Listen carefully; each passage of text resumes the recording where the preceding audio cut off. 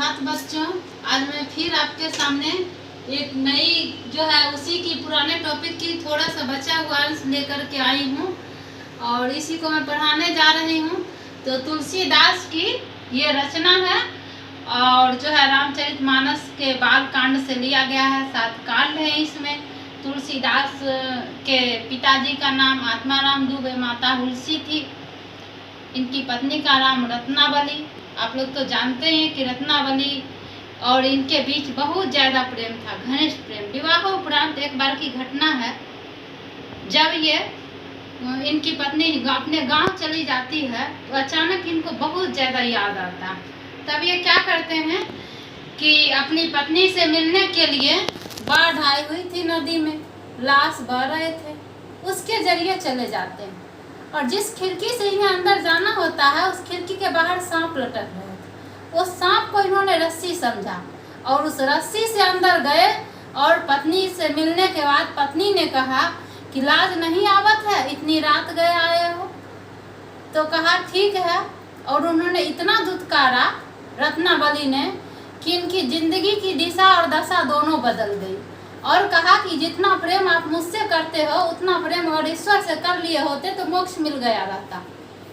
अंततः ये वहाँ से रिटर्न आते हैं और कहते हैं फिर मैं कभी नहीं आऊँगा और तपस्या करने लगते हैं, जिसका प्रतिफल है रामचरितमानस, जो चौपाई में लिखे गए हैं। यह एक चौपाई छंद में है, जिसके सब मात्रिक छंद है। ये 16-16 मात्राओं का ये होता है। तो सब मात्रिक छंद कहा जाने वाला ये चौपाई हम देखते हैं। तो यहाँ है कौशिक सुनहु मंद यहु बालकु, कुटिल कालवश निज कुल घालकु, भानु वंश राकेश कलंकु, निपट निरंकुशु अवधु असंकु। तो अबुधु मतलब ना समझ, असंकु मतलब शंका रहित, घालकु मतलब नाश करने वाला, निज मतलब खुद, कुल मतलब वंश, कालवश मतलब कि यह काल के बस में हो गया है, कुटुल यानी कुबुद्धि, मन मतलब दुर्बुद्धि बालक, या ये भी कह सकते हो कि कुबुद्धि बालक, यहू मतलब यह, सुनु मतलब सुने। कौशिक कहा गया है विश्वामित्र को। तो ये कौशिक मुनि कहते हैं, ये परशुराम कौशिक मुनि को यानी विश्वामित्र को, हे मुनिवर सुनिए, यह बालक जो है वह कुबुद्धि और कुटिल है और अपने ही कुल का नाश करने वाला है। यह जो है अपने ही कुल को खत्म करने वाला है यह बालक। भानु वंश राकेश कलंकु, भानु मतलब सूर्य, वंश मतलब कुल। सूर्य के वंश को और चंद्रमा के वंश को यह कलंकित करेगा, ऐसा बालक है यह।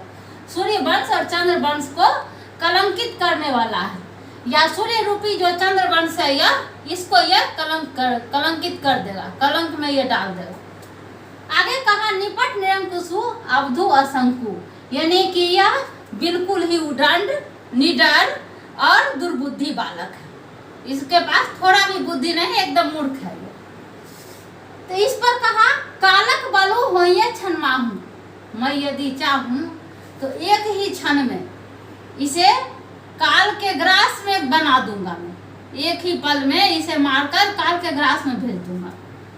फिर कहा कहो पुकारी खोरी मुही कोही, खोरी मतलब दोस्त।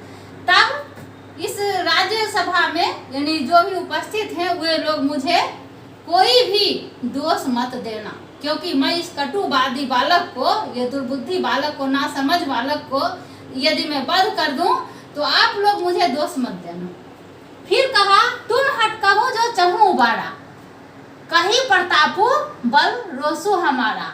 अब इस बात को सुन करके फिर से जब ये बात कहते हैं तो लक्ष्मण कहते हैं हे मुनिवर कि आपका सुयश, लखन कहा मुनि सुजसु तुम्हारा, हे मुनिवर आपका सुयश बहुत है, ये मैं जान लिया। और आप खुद अपने सुयश को जो है बार बार कह रहे हैं, तो दूसरा कौन आपके बारे में बताएगा? आप तो खुद इतने बात बता रहे हो अपने बारे में, किसी और से जानने की जरूरत हमें कहाँ है। तुम ही छत को बढ़ने पर आप अपने मुख से इतने सारी बात अपनी अक्षय के बारे में कि हम अक्षय हैं, ये हैं, ऐसे मुनि हैं, क्रोधी हैं। तो जो है फिर आगे कहा अपने मुंह तुम अपनी करनी, मुंह मतलब अपने मुंह से, अपने ही मुख से अपने कार्यों को, अनेक कार्यों को उस समय से गिनाए जा रहे हैं, यानी कहे जा रहे हैं। बार अनेक भातु बहु वर्णी, कितनी ही बार, कितनी ही प्रकार से, भांति यानी भांति बहु, कितनी ही बार कितनी ही तरह से, इतने बात आप बताए हो। नहीं संतोषू तो पुनि कछु कहूं, अगर अभी आपको संतोष नहीं हुआ है तो आप और भी कुछ बता सकते हो या कह सकते हो। क्या कहना है कहिए। आप तो उस समय से अपने दुख, अपने असह पीड़ा को सहे जा रहे हैं। तो हे मुनिवर, जनी रिस रोकी दुसह दुख सहु, यानी अपने रिस मतलब गुस्सा, रोकी अपने गुस्से को आप क्यों रोक के रखे हुए हैं, यानी वो सहनीय गुस्सा जो आपसे सहा नहीं जाता उसको क्यों रोक के रखे हैं, कह दीजिए, वो भी बोल दीजिए। वीर बढ़ती तुम धीर क्षोभा, गाड़ी देत न पावहु शोभा। वीर बढ़ती यानी वीरता को, अपने क्रोध को, अपने व्रत को धारण करने वाला, यहाँ है ना वीरता का व्रत धारण करने वाले धैर्यवान एवं क्षोभ। आप तो वीर बढ़ती हैं, वीरता के धैर्य को धारण करने वाले हैं। आपका अक्षर चारों दिशाओं में एकदम अटल है, सभी लोग जानते हैं कि आप वीर योद्धा हैं। फिर आप गाली देत न पावहु शोभा, यानी गाली दे, यानी आप जो इतने सूरवीर हो करके गाली दे रहे हैं, ये शोभा नहीं देता आपको। सूर समर करनी करही कहीं जनावही आपू। सूर यानी देवता या जो कोई भी यानी युद्ध क्षेत्र में जो सूरवीर होते हैं, सूर समर जो सूरवीर होते हैं, वो अपने कार्यों को युद्ध क्षेत्र में प्रदर्शन करते हैं या प्रस्तुत करते हैं। बल्कि विद्यमान रणपाई रिपु कायर कथी प्रतापु, और जिसमें युद्ध क्षेत्र का कला कौशल है, विद्यमान मतलब कला कौशल है, रण मतलब युद्ध, अगर पाए जाते हैं उनमें तो वो अपनी शत्रु पर विजय प्राप्त करते हैं युद्ध क्षेत्र में, युद्ध कौशल के द्वारा, ना कि डिंग हाँकते हैं या डिंग मारते हैं। तो यहाँ कायर पुरुष जो होते हैं वो क्या करते हैं, अपने शत्रु पर डिंग मारकर उसके प्रताप को सोचते हैं, मैं ये हूँ वो हूँ, ताकि आगे चला जाए और मैं वीर हो जाऊं। अब इस बात को सुनकर और भी अधिक क्रोधित हो जाते हैं परशुराम। तब वो कहते, फिर परशुराम को के क्रोधित होने पर फिर से बोल देते हैं, तुम तो काल हाथ जनू लावा, बार बार मोही लागी बोलावा। फिर से ये कहते हैं कि आप तो बार बार मेरे लिए काल को आवाहन दे देकर बुला रहे हो, यानी बार बार आवाज देकर बुला रहे हो मेरे लिए। सुनत लखन के वचन कठोरा, अब लक्ष्मण के आप तो लगता है मानो मेरे लिए काल को आवाज दे देकर बुला रहे हो। तो लक्ष्मण के इस कठोर वचन को सुन करके, सुनत लखन के वचन कठोरा, वचन मतलब उनकी वाणी, सुनत मतलब सुन करके, लखन मतलब लक्ष्मण।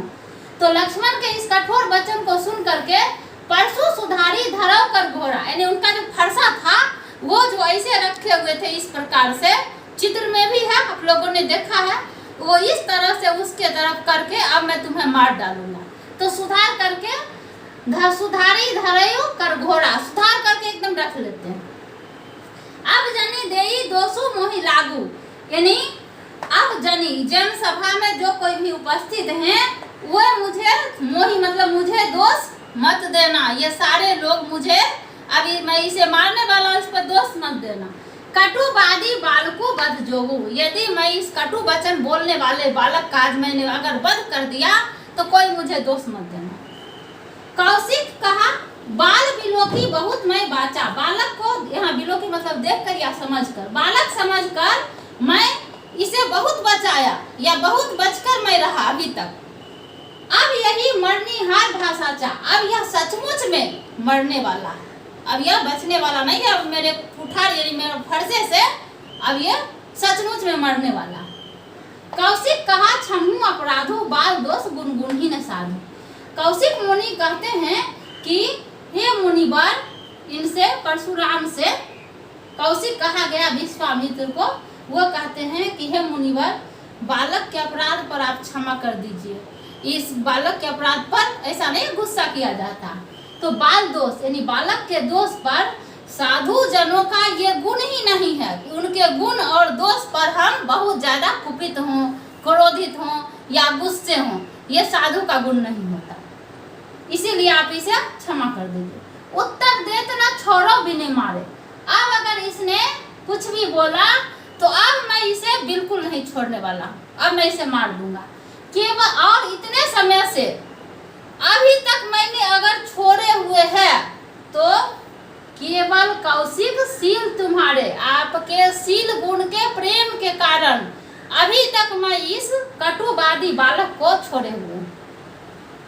ना तो यही काटी कुठार कठोरे, आपके प्रेम के कारण ये अभी तक बचा हुआ है, नहीं तो इसी कुठार, इसी फरसे से, इसी तीखी धार वाले फरसे से मैं इसे मार करके अभी तक गुरही उड़ीन हो तू भाई उसरम थोड़े, थोड़े से ही परिश्रम में अपने गुरु के ऋण से मैं मुक्त हो चुका रहता, यानी उरीन हो गया रहता गुरु के ऋण से, और इसी कुठार से मैं इसे मार दिया रहता।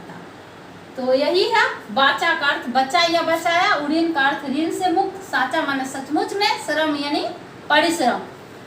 तो नेक्स्ट टाइम फिर मैं इसका परिचय और प्रश्न उत्तर लेकर के आऊंगी। तब तक के लिए thank you, all the best.